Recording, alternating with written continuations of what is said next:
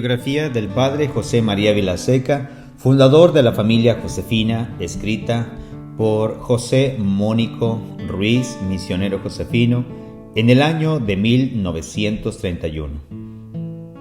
Capítulo 16. El padre Vilaseca establece colegios preparatorios. Por orden del ilustrísimo señor Labastida, entrega el clerical. Fin del clerical y principios de los misioneros josefinos.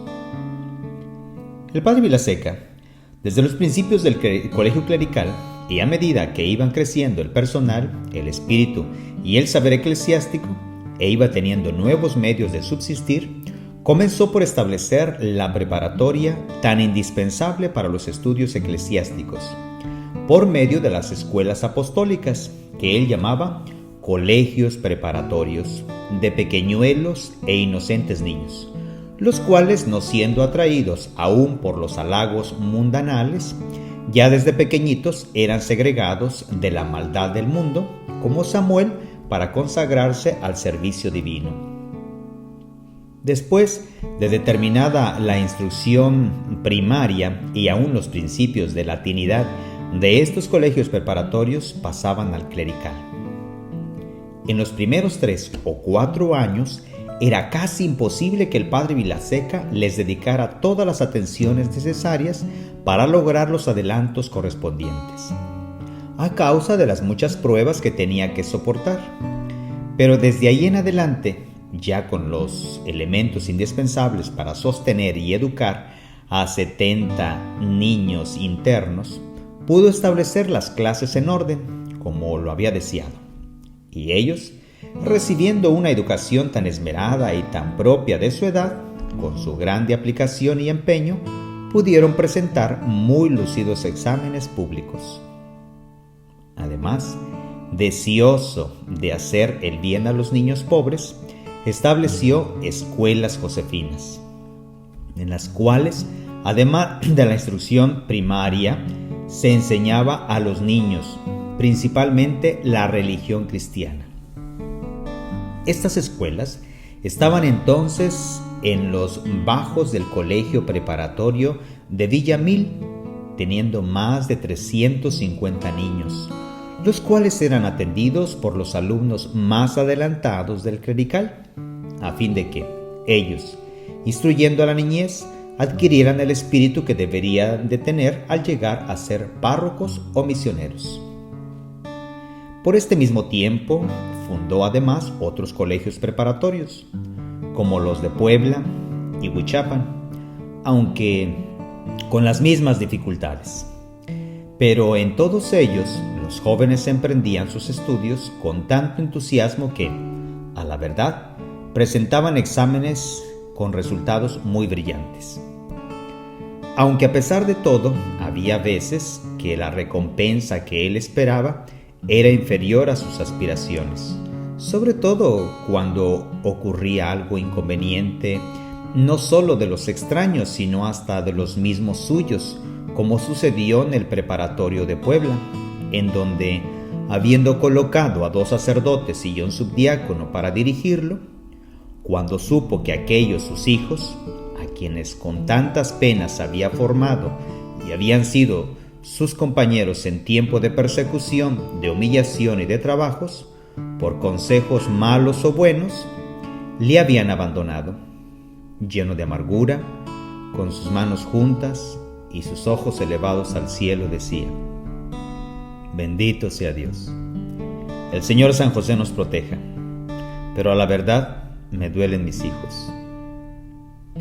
Y lo que a distancia y por las ramas acontecía poquito a poco y solapadamente, ya también se iba acercando al tronco. Entonces entró al colegio clerical un señor licenciado, quien, habiendo quedado libre de su estado matrimonial, intentó recibir las sagradas órdenes, lo cual obtuvo de la bondad y sencillez del padre Vilaseca a mediados de 1885.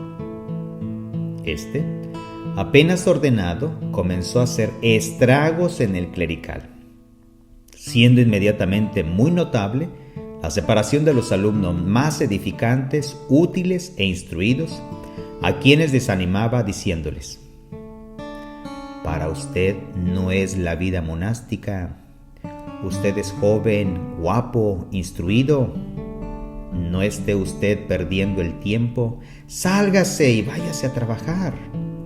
Usted en la sociedad puede tener un porvenir muy brillante. En cambio, el padre Vilaseca, que siempre creía que todos obraban con muy recta y santa intención, pensaba que este sujeto se interesaba mucho por sus obras, y por eso estaba muy contento al ver que había una persona que podía ayudarle mucho. Así es que pronto lo puso al tanto de todas sus miras. Pero aquel, valiéndose de la misma sencillez del padre Vilaseca, no tardó mucho en indisponerlo con el ilustrísimo señor arzobispo, hasta lograr que le perdiera la confianza, al grado de retirarle su protección. Un día se presentó un padre, acompañado de otro de los de la primera sección del clerical, y le dijo al padre Vilaseca: Padre, yo también quisiera estar con ustedes. Cuento con una comunidad de religiosas que estoy formando. Se podrían unir las dos congregaciones, y así, trabajando usted juntamente con nosotros, creemos que podría hacerse mayor bien en la Santa Iglesia. El padre Vilaseca se puso muy contento con la magnífica proposición, pues además de la reconocida bondad y elevada posición social del proponente, esto podría ser un gran estímulo para sus religiosos. Aceptadas las proposiciones, hubo un intercambio de personal de las religiosas de ambas comunidades, solo que entre ellas no pudo haber ligamen espiritual, no por causa del fin, que era el mismo, sino de los diversos medios para lograr este mismo fin. Entre tanto, se daba el tiempo necesario para ver si podría verificarse la fusión común. Los dos principales partes del convenio marcharon a Roma con el fin de obtener la aprobación. Mientras ellos andaban allá, el señor arzobispo ordenó por escrito a la superiora de las Josefinas que pasara con dos de ellas mismas a la casa de la ribera de San Cosme para que se restablecieran de salud. Ella inmediatamente obedeció. Enseguida, el señor licenciado, que de viudo había recibido el presbiterado, fue a la casa central josefina y dijo a la que había quedado encargada: el señor arzobispo desea una lista del personal de las niñas, sus nombres y el de sus padres o tutores, sus domicilios y sus pensiones. Pero antes de que él se presentara, ya había ido otra persona para decirles que estuvieran pendientes y prevenidas porque las iban a sacar, sin las niñas, so pretexto de un día de campo, para que estando fuera de la casa ya no las dejaran entrar. Así pues, al entregarle la lista requerida al presbítero señor licenciado, díjole la encargada: aquí tiene usted la lista. Si es bueno lo que intenta hacer, ¿por qué no esperan al padre Vilaseca? Pues ya solo faltan 15 días para su regreso. Pero si no es cosa buena, en cuanto a las niñas, saldrán primero que nosotras, y en cuanto a los útiles que hay en el colegio, nadie tiene derecho más que nosotras mismas, porque todo es fruto de nuestro trabajo. Él quedó muy confuso y sin decir ni una sola palabra, se retiró sin volver más al colegio. Luego que los viajeros hubieron llegado de Roma, plenamente se cercioraron de que no podían verificarse semejante unión entre ambas comunidades y no insistieron más en ello. Sin embargo, no pasaron muchos días después de su regreso de la ciudad eterna, cuando padre Vilaseca recibió un oficio de la Sagrada Mitra que se encuentra en la colección de documentos eclesiásticos por el señor Fortino Vera en la página 571, en la cual se comunicaba lo siguiente. Circular.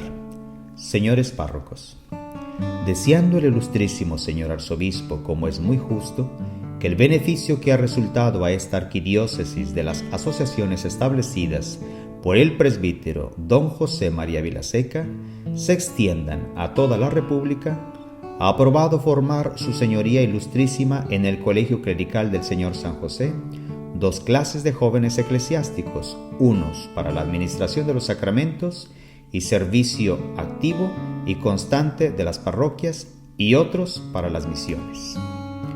El crecido número de unos y otros obliga al ilustrísimo señor arzobispo a determinar se separen en 2 secciones. La de los primeros continuará en el edificio de la Concepción y el de los segundos en el edificio de las Hermanas de la Caridad, Plazuela de Villamil, en el departamento que ocupa el Colegio Preparatorio del Señor San José. La primera sección, o colegio clerical, propiamente dicho, seguirá bajo la dirección del presbítero don Antonio Blancarte, y la segunda continuará como lo ha estado hasta aquí bajo la dirección inmediata del citado padre don José María Vilaseca, pudiendo servirse para la colecta de fondos, administración e inversión de ellos del padre don Vicente Gaitán. La Iglesia de la Concepción estará al cuidado del presbítero don José María Malo, quien será el capellán, con quien se entenderán todos los bienhechores, y quien será también confesor y director espiritual de los clericales que quieran ser dirigidos por él en su vocación. Oportunamente, se darán por su señoría ilustrísima los reglamentos de las asociaciones de este arzobispado y los de los colegios preparatorios y el colegio del señor San José, así como de los misioneros josefinos, para que ustedes, los padres de familia, los bienhechores de los jóvenes levitas, sepan a qué atenerse al pretender que alguno sea admitido en cualquier de dicho establecimiento. Todo lo que tengo el honor de comunicar a ustedes, de orden del ilustrísimo señor arzobispo, y para conocimiento de aquellos a quienes interese. Reitero a ustedes mi aprecio y consideración. Secretaría del Arzobispado de México, 14 de agosto de 1885. Licenciado Ignacio Martínez Barros, secretario. Un joven levita, de los más queridos del padre Vilaseca, de aquellos que recibió pobres y huérfanos, y de ellos se constituyó padre en el Señor, fue el emisario de la orden dictada. El joven se presentó respetuoso y muy cortés, entregó el pliego al padre Vilaseca, y mientras él se informaba del contenido, aquel quedó pensativo, creyendo que con esto iba a desgarrar el corazón de su querido padre. Cosa jamás esperada. Fue todo lo contrario. Al concluir su lectura, el padre Vilaseca, levantando los ojos al cielo, exclamó: «Bendito sea Dios, hijo mío. Ha llegado la hora de formarnos convenientemente en la iglesia de Dios. Adelante y siempre adelante, pues lo quiere San José». Pasó tiempo. Llegó la hora de ser llamado al tribunal de Dios. El señor licenciado aquel enfermó gravemente de tifo y quedó abandonado de los suyos. Solo el padre Vilaseca le asistió cariñosamente a la cabecera de su lecho de muerte, le perdonó y le acompañó hasta recoger su postrer aliento y el Señor su alma. Entretanto, acatando respetuosamente la orden del ilustrísimo señor arzobispo de México, doctor don Pelagio Antonio de la Bastida y Dávalos, el padre Vilaseca entregó su clerical con 130 alumnos de facultad mayor, un personal que era ciertamente el más consolador, de los cuales eran 35 gramáticos en el curso de latinidad, 36 filósofos, 45 teólogos y el resto estudiando Sagrada Escritura, predicación y controversia eclesiástica. Además, 60 jóvenes internos del colegio preparatorio y las escuelas josefinas con 350 niños pobres. De ahí en adelante, el clerical no tuvo más que vicisitudes. Un testigo presencial narraba que un día su director les había dicho: «La puerta está abierta, váyanse los que quieran, aunque sean todos». Esto proscribió la confianza. Los más aventajados, por no perder su carrera, permanecieron. Continuó la decadencia, llegó la agonía y acabó el colegio clerical en la casa de San Joaquín, no muy distante de la población de Tacuba. El padre Vilaseca al instante obedeció y el día 15 de agosto de 1885 se trasladó a Villamil e inmediatamente estableció el noviciado en toda forma. La observancia de la regla desde luego se llevó a cabo con la mayor exactitud, teniendo cuidado de que sus misioneros estuvieran siempre útilmente ocupados, ya fueran los estudios o bien en los demás oficios que se les encomendaban. Aquella época era la época del fervor. Todos, aunque en medio de una suma pobreza, vivían contentos, con semblante risueño, muy tranquilos en su primera casa central josefina, frente a la actual Plaza de la Corregidora. El padre Vilaseca siempre procuraba estar juntamente con sus hijos, y aunque no fuera más que para animarlos, él mismo, con unos cuantos clavos y un buen martillo en la mano, andaba asegurando las tarimas y las puertas de la casa. Era en verdad un padre muy tierno con sus hijos. A veces, no teniendo gran cosa que darles como extra los domingos y días festivos, a la hora de la merienda, les obsequiaba una piececita o dos de pan, muy corrientito, y él, gozando grandemente en medio de ellos, tomaba la misma cantidad. La meditación se hacía todos los días a las 4:30 de la mañana y él era siempre el primero en la capilla, teniendo buen cuidado de que todos asistieran con puntualidad. A las 6 celebraba la misa. Desde entonces, todos pudieron ser testigos de su gran fe y confianza en Dios, no menos que del amor práctico a la Santísima Virgen María en su Asunción gloriosa, por ser ese día el primero de su vida en que vivió, ya separadamente y solo, con sus queridos hijos, los misioneros josefinos, lo mismo que del grandísimo amor a Señor San José, el cual, si en su mano hubiera estado, lo habría inyectado materialmente en el corazón de todos sus hijos. Algunos sacerdotes de los que habían sido formados por él, cuando lo visitaban en la casa de Villamil, al ver lo destartalado del edificio, le decían: «Padre Vilaseca, reclame usted lo que le pertenece del clerical, su biblioteca, su mobiliario». Pero el padre Vilaseca, sonriendo, les contestaba: «Déjese, hijo, San José, ved ahí, San José, él nos arreglará».